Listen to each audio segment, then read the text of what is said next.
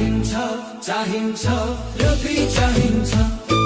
बिना प्रमाण रवि ठुन्न कहाँ पाइन्छ दोषी भए सजाय देऊ नत्र छाडिदेऊ प्रतिशोध साध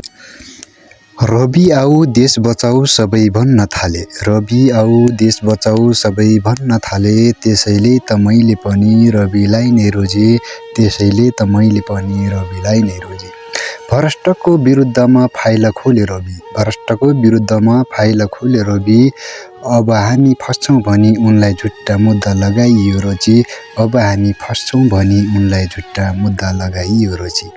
रवि दोषी हुन् भने सरकार प्रमाण जुटाइदेऊ रवि दोषी हुन् भने सरकार प्रमाण जुटाइदेऊ होइन भने सरकार रविलाई छिटै जेल मुक्त गराइदेऊ होइन भने सरकार रविलाई छिटै जेल मुक्त गराइदेऊ बेचिएका नागरिकको साथी बनेका थिए उनी बेचिएका नागरिकको साथी बनेका थिए उनी सरकारमा आउन बित्तिकै झुट्टा मुद्दामा फसाइयो पनि सरकारमा आउन बित्तिकै झुट्टा मुद्दामा फसाइयो पनि रवि आऊ देश बचाऊ सबै भन्न थाले त्यसैले त मैले पनि रविलाई नै रोजे। विदेशमा बस्नेहरूलाई मेरो एउटा अपिल,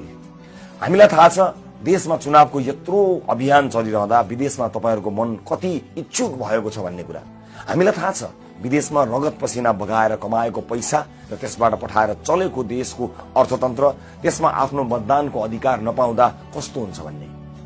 बाध्यताले आफ्नो क्षेत्रमा नभएका कारणले मतदातालाई निर्वाचनदेखि अलग गरिनु कदापि देश हितमा छैन। हामी गर्ने तयारी गरिरहेका छौं देशभित्र र विदेशमा जहाँ अस्थायी बसोबास भए पनि आफ्नो स्थायी ठेगाना रहेको क्षेत्रका लागि भोट हाल्न सक्ने व्यवस्था। त्यसैले घरमा कुरा हुँदा घण्टीमा भोट गर्न भनिदिनु होला, सम्झाइराख्नु होला। यो पटक देशमा साँच्चै नै केही फरक हुँदैछ। तपाई देशभित्र भएर पनि आफ्नो निर्वाचन क्षेत्रमा जान नपाएर भोट हाल्न नपाउने हुनुभएको छ भने गाउँघरका साथीभाइ आफन्त परिवार सबैलाई घण्टीमा भोट हाल्न भनिदिनुहोस् है।